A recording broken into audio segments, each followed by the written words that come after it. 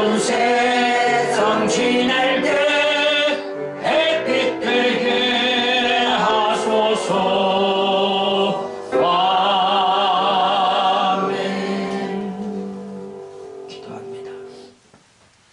우리 하나님 아버지, 하나님의 자녀는 하나님의 명령 따라 순종만 하면 수지 맞는 역사가 있음을 우리가 다시 한번 깨닫게 하여 주옵소서.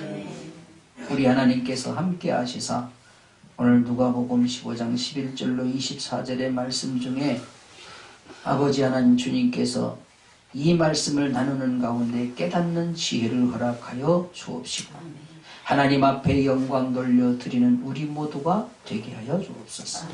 부족한 종 세우셨사오니 오직 성령의 도구로만 마음껏 써주시옵소서. 예수님 이름으로 기도하옵나이다. 아멘. 아멘. 할렐루야. 자, 오늘 누가복음 15장 11절로 24절의 말씀을 중심으로 절호의 기회를 놓치지 말라, 이런 제목으로 함께 은혜를 나누려고 합니다. 우리 한번 앞에 옆에 분과 이렇게 한번 인사하시죠. 좀 기니까 기회를 놓치지 맙시다. 기회를 놓치지 맙시다. 할렐루야.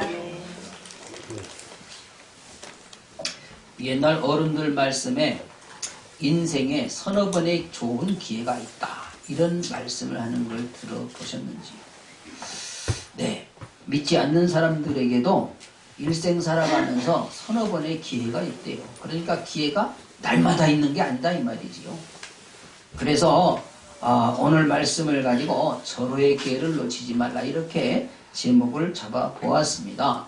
오늘 본문에서 두 아들이 있었는데 작은 아들이 자신의 권리를 주장하면서 재산을 나눠달라고 해서 그것을 다 가지고 타국으로 갔지만 결국 어떻게 됐습니까?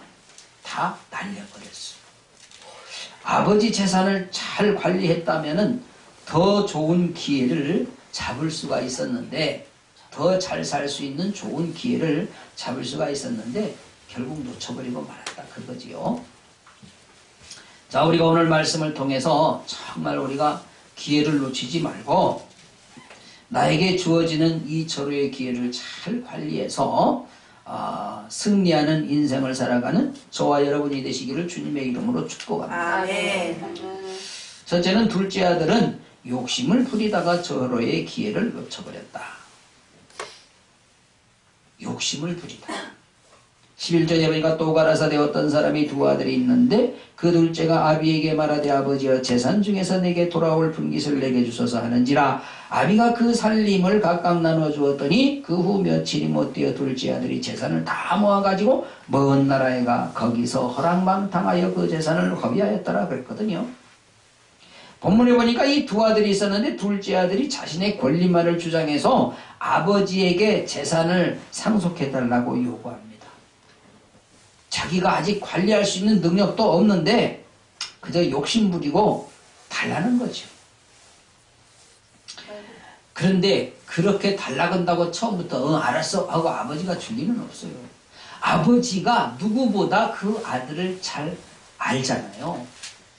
우리도 우리들의 자녀들을 잘 알잖아요. 저 녀석은, 저 첫째 녀석은 성격이 저렇고 이렇고 이러고, 둘째는 이러고 저러고 이러고. 여러분, 이상하게 말이죠. 한 뱃속에서 나온 아이들도 성격이 다 각각 다릅니다. 그렇죠? 근데 이 아버지가 그 아들을 모를 리가 없어요. 그래서 달래봤겠죠. 야, 너 말이야 아직 철이 덜 들어가지고 너 이거 줘봤자 얼마 못 가. 아, 그래도 줘요. 쫄라대는 거예요. 전 이런 생각을 해봅니다. 여기 본문에 보니까 줬다고 그랬거든. 그러면 이 아버지가 아들에게 재산을 줄 때 기대를 하고 줬을까? 없는 셈 치고 줬을까? 없는 셈 치고 주세요. 여러분도 없는 셈 치고 준 적이 있겠죠? 없는 셈 치고 준 거예요. 아버지의 염려대로 이 아들은 재산을 받더니 그것을 다 정리했다 그랬어. 돈을 만들었어. 그러면 여러분 보세요. 이 재산을 급히 팔려면 비싸게 받을 수 있어? 헐값에 받아? 헐값에 다 팔았겠죠. 그러니까 이제 광고를 이렇게 냈겠죠. 금매. 금매. 저는요, 금매 물건을 나오는 걸 보니까 가격이 너무 싸더라. 현 시세가 예를 들어서 100만 원이라면 금매는요, 5, 60만 원에 탁 내는 거. 그러니까 금매는 빨리 팔려? 잘 안 팔려? 빨리 팔릴 수밖에 없지. 둘째 아들이 자기가 땀 흘려서 일궈놓은 재산이라면 금매로 팔 수 있을까? 못 팔 거예요. 아까워서 못 팔아. 자기의 수고가 안 들어가 있어서 그래. 자, 결국 이 작은 아들은 아버지의 간섭을 받기가 싫은 거지. 재산 물려받아가지고 그걸 가지고 자기 나라에서 아버지 옆에서 살면은 아버지가 야 이놈아 왜 너는 이렇게 가라 밭은 왜 이렇게 가라 여기다가 이거 심으면 안 되는데 왜 이걸 심었어 잔소리가 있겠지. 잘하면 잔소리 하고서 안 하고서 안 하고서 못하니까 잔소리. 결국 이 둘째 아들은 무엇이 이 사람을 타락시켰냐? 욕심 때문에 타락시켰어. 욕심이 이 둘째 아들을 타락시켰어. 시편 106편 13절 이하에 보니까 저희가 미국의 그 행사를 잊어버리며 그 가르침을 기다리지 아니하고 광야에서 욕심을 크게 발하여 사막에서 하나님을 시험하였다 그랬어. 자, 이스라엘 백성들이 광야에서 하나님의 말씀을 따르지 아니하고 잊어버려. 그리고 욕심 때문에 결국은 상당히 힘든 일들을 당하는 것을 볼 수가 있습니다. 광야 생활 속에서 많죠. 하나님 말씀에 불순종해가지고 어려움 당하는 경우가 한두 건이 아니죠. 결국 욕심 때문에 내가 힘들어지는 경우가 우리가 사는 동안에 허다하게 많이 일어날 수가 있다 이 말입니다. 우리가 세상적인 욕심 때문에 내가 관리할 능력도 되지 못하면서 하나님 앞에 무조건 달라고 하는 경우 있어 없어? 있잖아요. 무조건. 없어요. 에? 뭐 한참 그 성령의 막 역사가 강하게 나타날 때 하늘산 기도원에 가니까 이천성 목사님이 무슨 얘기를 했냐면 야 산에 가서 나무 뿌리만 캐면 다냐? 나무 뿌리만 잡아 흔들 뽑아버리면 다냐? 하나님이 원하시는 것을 구해야지 무조건 달라고만 해. 무조건 나무 뿌리만 뽑으면 되는 줄 알아. 아마 사람들이 나무 뿌리를 많이 뽑았던가 봐. 응? 보세요. 그런 경우에는 만약에 내가 원하는 것만큼 받는다 그래도 그것을 관리를 잘 하지 못하면은 차라리 구하지 않은 것만 못한 경우가 있을까요? 없을까요? 있어요. 둘째 아들이 바로 이런 케이스지. 만약에 둘째 아들을 아버지가 끝까지 재산을 나눠주지 않았다면은 방탕하는 일은 없었겠지. 이 오늘 둘째 아들은 달라고 졸라대기는 했는데 그 재산을 관리할 수 있는 능력이 없었거든. 자, 둘째 아들이 재산을 다 가지고 먼 나라에 가서 허랑방탕하여 그 재산을 허비했다 그랬거든요. 여러분 이 재산을 받는 것이 중요한 게 아닙니다. 오늘 여기서 우리에게 교훈하는 게 너무너무 중요한 겁니다. 여러분 우리가 하나님 앞에 달라고 해서 받는 게 중요한 게 아니에요. 이것은 육적이든 영적이든 마찬가지입니다. 내가 관리할 수 있는 어떤 능력이 있어야지, 믿음이 있어야지. 내가 관리할 수 없는 재산을 달라고 그러고, 내가 관리할 수 있는 명예를 달라고 그러고, 내가 관리할 수 있는 권력을 달라고 그러고, 직분을 달라고 그러고, 사명을 달라고 그러고, 내가 관리할 수 없는, 감당할 수 없는 거 달라고 하는 것 자체가 이게 문제가 생길 수 있는 요지가 당연하다. 현대 교인들 중에서는 직분을 탐내는 사람들이 있어. 나에게 뭘 맡겨주시오, 뭘 맡겨주시오. 회장을, 여인도자를 왜 나한테 안 맡깁니까? 이거 문제가 될 수 있어요. 왜? 왜 그렇습니까? 하나님이 맡기시는 대로 순종하면 복인데, 그렇잖아요? 하나님께서 맡기신 대로 순종하면 복이에요. 가령 이제 우리 교회가 선교를 좀 열심히 하려고 하는 편이니까 어떤 사람들은 선교 현장에 가서 할 일이 안 보이는데도 자꾸 가. 그러면 비행기 값만 아까워. 비행기 타고 다니는 게 버스 타고 다니는 것보다 훨씬 피곤한데 뭘 하고 자꾸 가? 보이지 아니하고 일도 못하면서. 여러분, 우리가 무엇을 맡는 게 중요한 게 아니라 감당하는 게 중요하다. 주신 직분을 잘 감당할 때 하나님 앞에 칭찬받을 수가 있는 거거든요. 재산을 잘 관리하는 지혜가 필요하거든요. 나이도 어리고 능력도 없는데, 경험도 없는데 이 둘째 아들이 그 재산을 관리할 수 있겠어?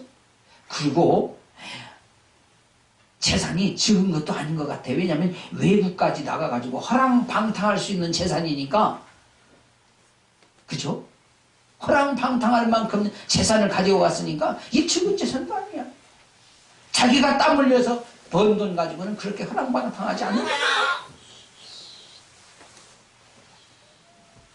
우리도 여러분 하나님께 달라고만 하지는 않는가?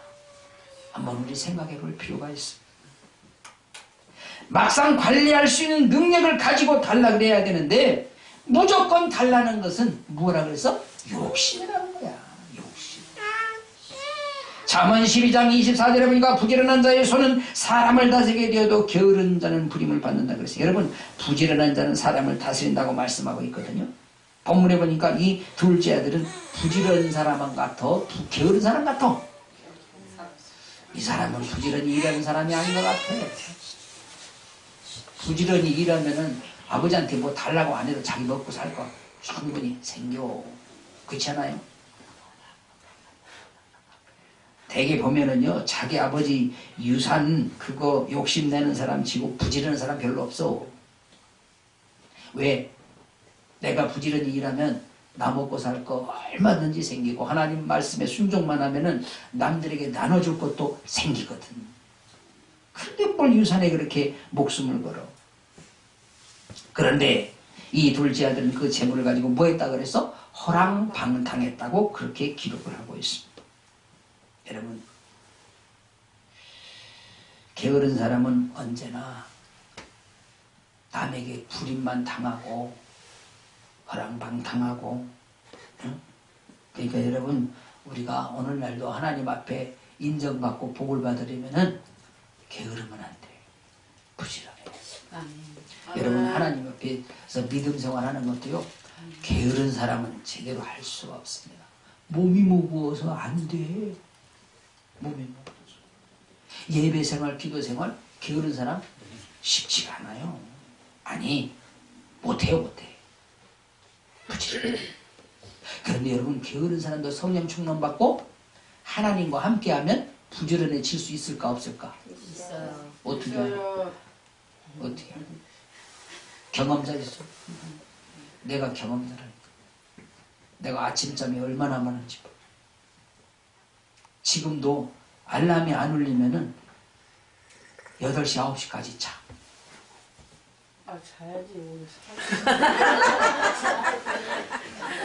제가 토요일 날은요, 새벽 기도가 없으니까요, 8시, 9시까지 죽어 자. 왜냐면 초저녁보다 아침잠이 저는 더 많아. 그런데 여지없이 평일날은 4시 20분이면 일어나야 돼. 왜? 알람이 일어나라고 깨워주거든. 스스로 일어나는 적이 거의 없어. 그러니까 저도 아침에 좀 게으른 편이에요. 그렇다고 성도들보다 1년에 한두 번 지각은 하지만 지각하는 적은 없어. 왜 그럴까? 하나님이 함께 하시니까. 할렐루야. 감당이 되는 거예요. 어떤 분은요, 선교지 갔더니 그래요. 목사님 나는 새벽 기도가 너무 어려워서 선교지로 왔대. 왜냐? 새벽에 못 일어난대. 저는 일어날 수 있으면 감사하지. 여러분, 새벽에 일어날 수 있으면 감사하세요. 아멘. 할렐루야. 아멘. 응? 감사. 자, 보세요. 욥기서 2장 5절에 보니까 뭐라고 말씀하시고 있느냐? 같이 보겠습니다. 그들은 거친 땅에 들나귀 같아서 나가서 일하며 먹을 것을 부지런히 구하니 광야가 그 자식을 위하여 그에게 무엇을 내? 식물을 내노라. 광야에서도 부지런히 일해야 먹을 것을 낸다. 할렐루야. 그러니까 무슨 얘기냐면요, 아무리 환경 여건 어려워도 내가 부지런히 일하면 우리 가족들 먹을 거는 생긴다, 그 말이야. 이게 게으른 사람은 생길까 안 생길까? 뭘 해야 생길까? 그렇잖아요.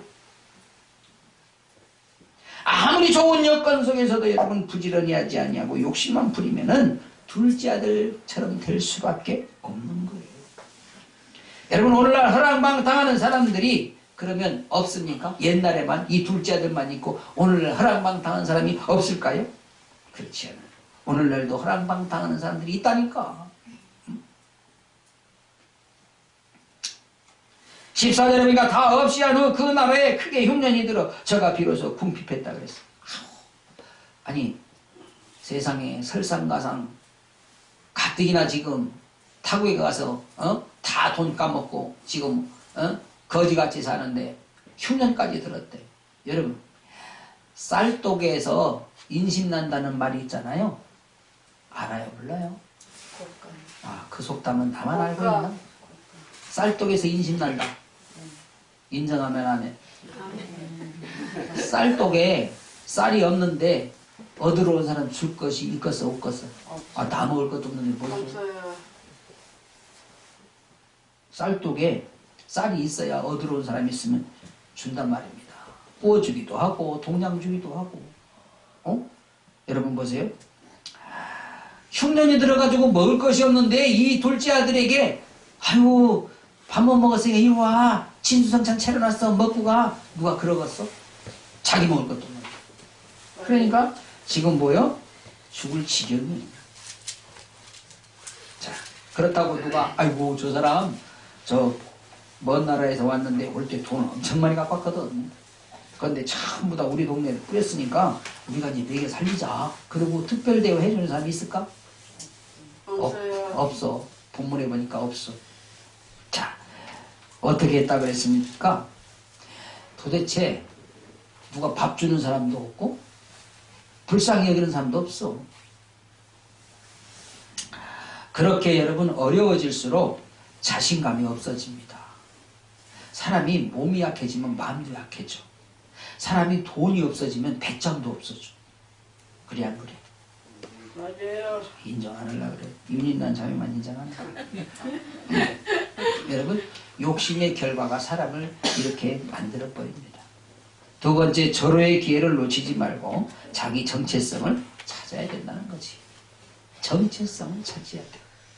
자, 15절 이하에 가서 그 나라 백성 중 하나에게 붙여 사니 그가 저를 들로 보내어 돼지를 치게 하였는데 저가 돼지 먹는 쥐염 열매로 배를 채우고자 하되 주는 자가 없는지라 이에 스스로 돌이켜 가로되 내 아버지에게는 양식이 풍족한 품꾼이 얼마나 많은고 나는 여기서 줄여 죽는구나 그랬어. 자, 이 둘째 아들은 자기 정체성을 찾지 못해서 부잣집 아들임에도 불구하고 돼지가 먹는 쥐열매도 마음껏 먹을 수가 없었다는 거지. 쥐염열매는 도토리같이 생겼는데 맛이 도토리처럼 틀대요. 난 먹어보지 않았어. 그거 먹어볼 필요도 없잖아. 네. 여러분 도토리 좋아하세요? 도토리를 좋아하는 게 아니라 도토리 묵을 좋아하시지? 도토리는 생으로 먹으면 틀어서 못 먹어.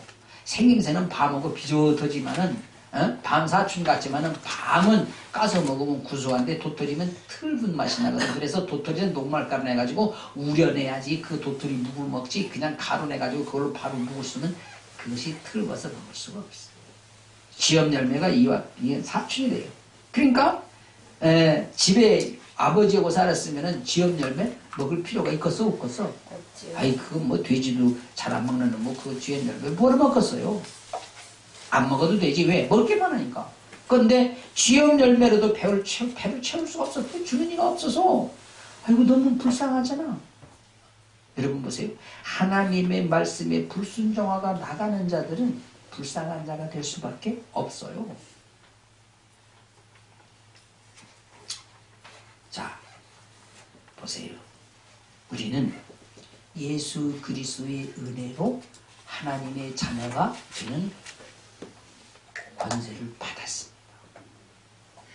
우리가 뭘 잘해서 받은 게 아니라 내가 입으로 시인해서 하나님을 영접함으로 말미암아 하나님의 자녀가 되었습니다. 여러분, 하나님의 자녀라고 하는 것은 하나님의 자녀로서의 권리를 누릴 수 있는 것을 말하는 것입니다.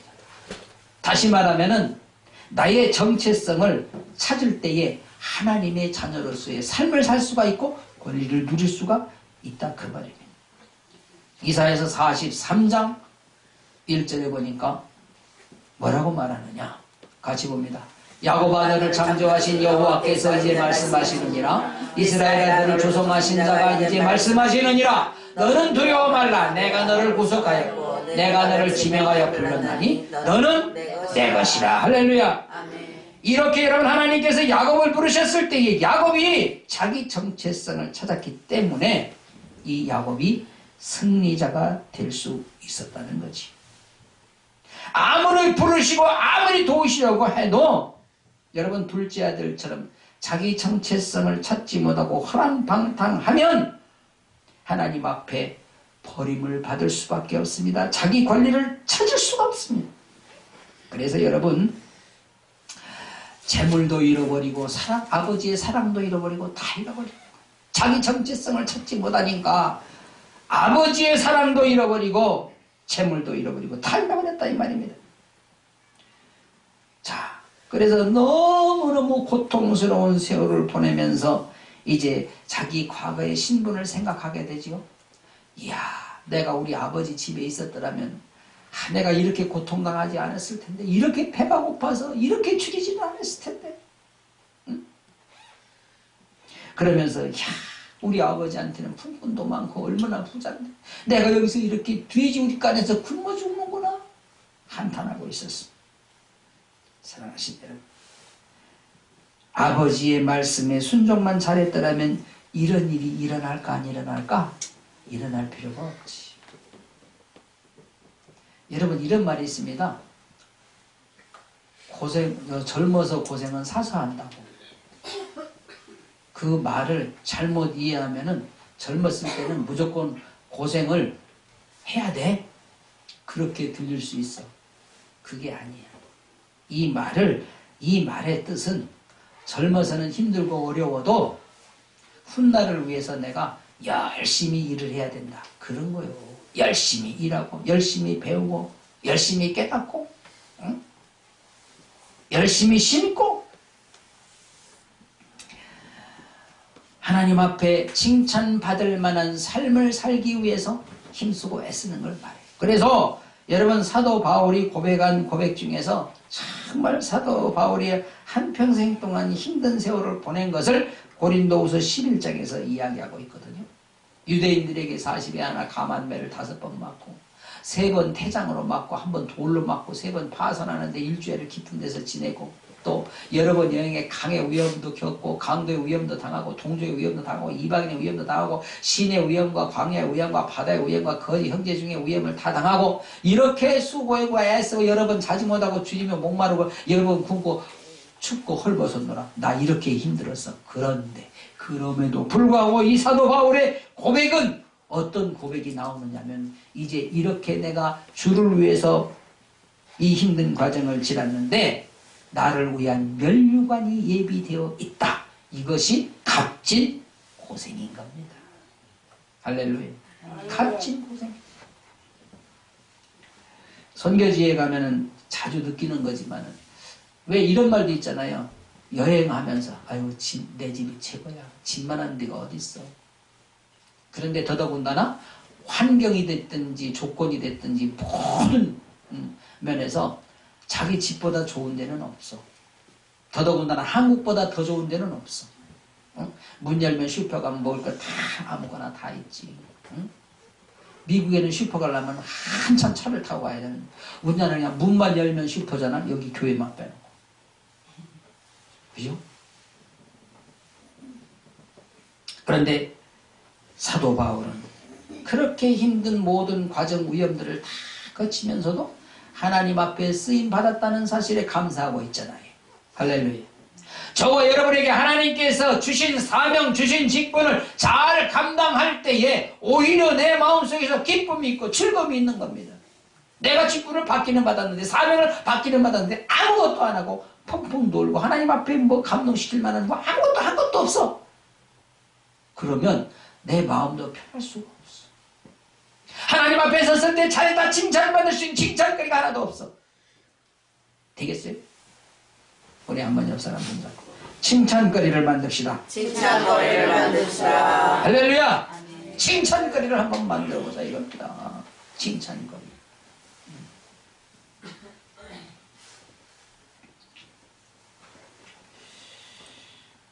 여러분, 바울처럼 천국 소망을 가지고 인내할 때 놀라운 힘이 생기고 자신감이 넘치는 겁니다. 할렐루야. 내가 하나님 앞에 쓰임받는 거에 대해서, 내가 하나님 앞에 헌신하는 거에 대해서 너무너무 감사하지 않습니까? 감사. 18절 예언이가 내가 일어나 아버지께 가서 이르기를 아버지여 내가 하늘과 아버지께 죄를 지었사오니 지금부터는 아버지의 아들이라 일컬음을 감당치 못하겠습니다. 나를 품꾼의 하나로 보소서 하리라. 그렇게 고백을 하는 걸 볼 수 있습니다.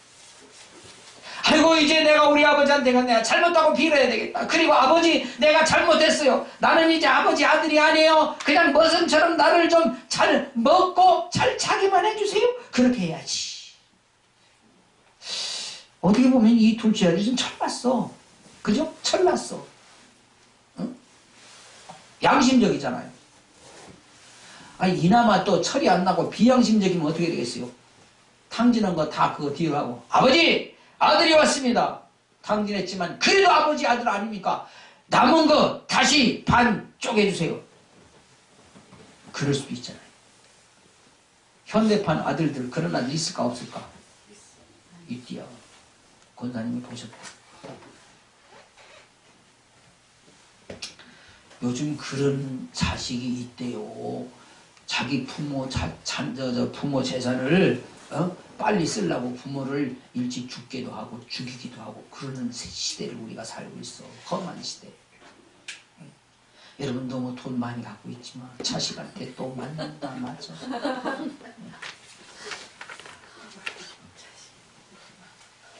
지난번에 누구 말 들으니까 약간 머리가 좀 덜 들어가는 아들이 엄마한테 돈 달라고 엄마를 팬대. 그러면 엄마가 할 수 없이 돈을 주면 그 돈 다 까먹고 또 와서 또 팬대. 이야. 보세요. 이제 둘째 아들은요, 아버지의 집에서 살던 시절을 생각하게 됐다. 그리고 너무 죄송하고 면목 없지만은, 야, 내가 우리 아버지한테 가서 잘못하도 빌어야 되겠다. 그래요.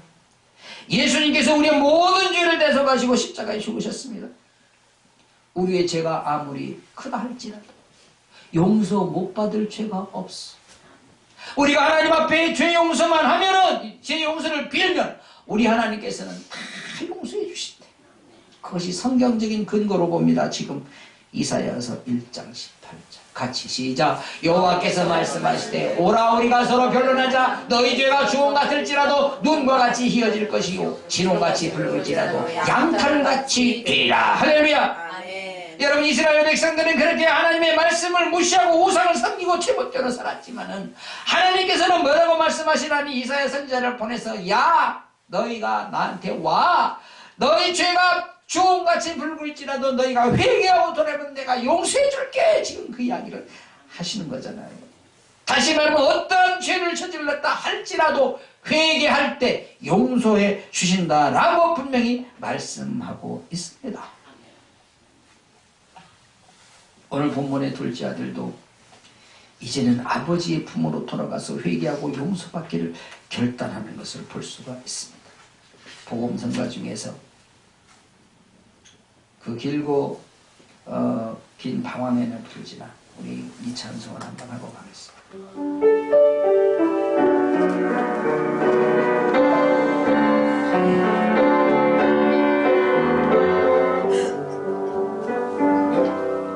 그 길고 긴 방황에는 굴지만 다시 주의 품에 안겼네. 상한 나의 이모 지키어진 나의 마음 모두 가진 채로 나의 욕심 때문에 나의 헛된 꿈 때문에 그렇게 방황했던 나의 인생을 이제 주께 맡기려네. 그 멀고 먼 근심의 계곡을 지나 이제 평안의 집에 왔네. 그 아무도 내게 참된 평안 줄 수 없어 얼마나 괴로웠었는지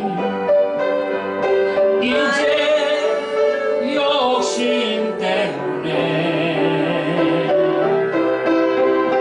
이제 영원한 안식처로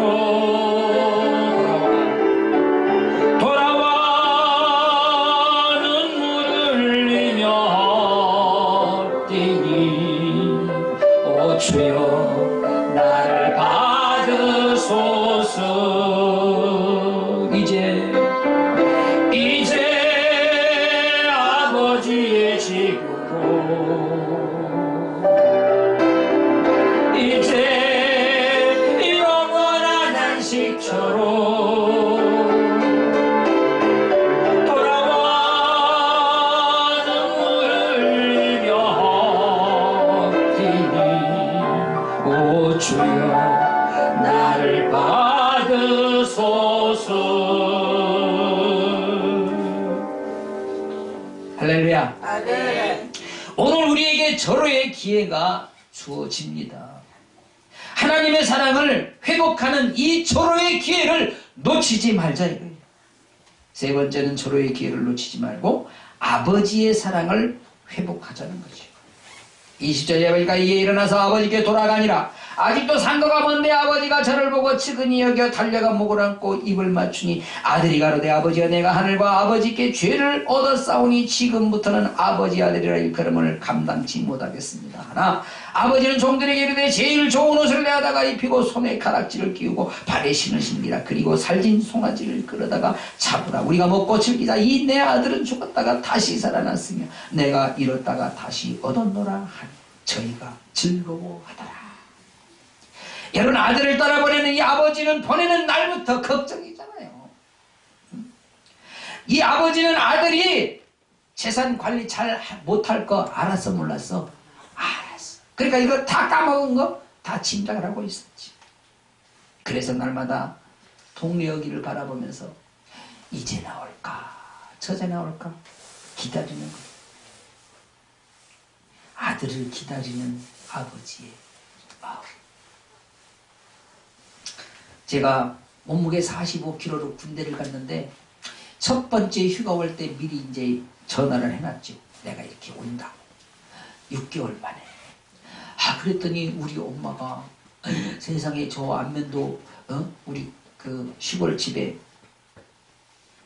계시는데 막내 아들이 온다 그러니까 우리 엄마가 신발도 안 신고 버선발로 막 뛰어나와서 저를 덥석 끌어안고 우시더라고. 응? 아이고 내 새끼, 아이고 내 새끼. 언제는 자기 새끼 아니었나? 근데 45kg로 갔으니까 혹시 살아나올래나 얼마나 힘들까 그러다가 제가 첫 번째 휴가 올 때 58kg로 갔어. 6개월 만에. 그러니까 얼굴도 푸동푸동해졌지. 아이고 내 새끼. 그래서 얼굴을 막 쓰다듬다가 너 부었니?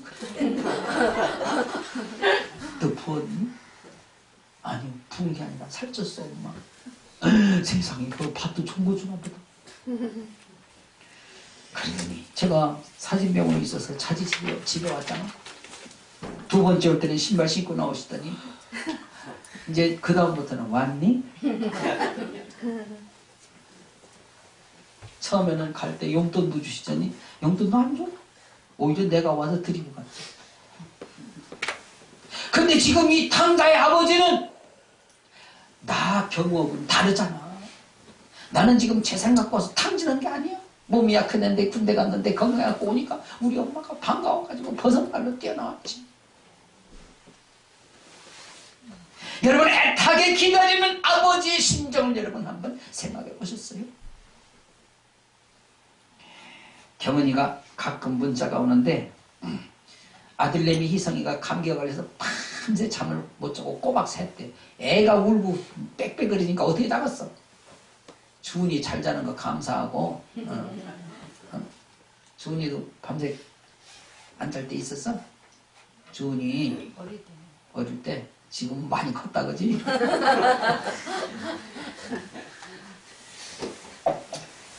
애 키우다 보면 다 그런 경험 하잖아요. 왜? 그러니까 뭐라고 하냐면 목사님, 늦게 엄마가 되고 보니까 엄마의 심정을 이제야 알겠어요. 그러니까 애를 안 길러본 엄마는 사실 엄마의 심정을 제대로 알 수 있을까 모를까? 몰라. 우리 둘째님이 애를 하나도 안 낳아가지고 엄마의 심정을 잘 모르더라고. 응? 사랑하신 여러분, 이 아버지의 심정을 그러면 이 둘째 아들이 알 수 있을까? 몰라. 물론 자기가 잘못하고 뭐 이렇게 회개하고 돌아오는 거 이건 참 좋은 얘기지만은 아버지가 아들을 떠내보내면서 그 아픈 심정을 누가 알아? 몰라. 그래서 동네 얼굴을 맨날 가서 쳐다본다는 거 아니겠습니까? 그런데 어느 날 보니까 저 멀리서 비틀비틀 하나 오는 녀석이 있는데 다른 사람은 다 몰라봐도 이 아버지는 알아요. 자기 아들. 지난번에 유병기 집사님이 그러더라고. 저기 훈영이가 훈련 마치고 이렇게 다 퇴소식 하는 날 전부 다 군복 입고 똑같은데 자기는 앞만 봐도 아들을 몰라보겠더래. 근데 지네 엄마가 딱 보고 저거예요 훈영이다 그러더래나. 아버지하고 엄마하고 또 다른가 봐. 인정해야 돼. 사랑하신 여러분, 이 오늘 아버지의 심정을 우리가 한번 생각해 볼 필요가 있잖아요. 이 아버지의 심정은 바로 하나님의 심정이 아니겠습니까? 우리가 하나님 말씀에 순종 제대로 못할 때 하나님께서 우리를 보시고 얼마나 안타까우시겠습니까?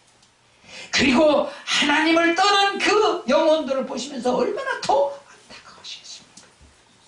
내가 하나님 말씀에 순종하지 못할 때 하나님께서 얼마나 안타까우시겠습니까?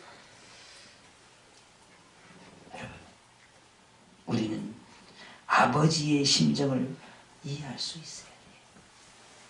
이 아버지가 아들을 발견하는 순간에 어떻게 갔다고 그랬습니까? 달려갔다 그랬어요. 이 아버지가 육상선수가 아니야. 이 아버지가 지금 연세가 얼마나 되는지도 몰라. 달려갔다 그랬어. 여러분, 달려가서 그냥 손잡고 너 잘 왔다 그랬어요? 목을 껴안고 입 맞추고 반가움의 표현을 최대한 다 하는 거야.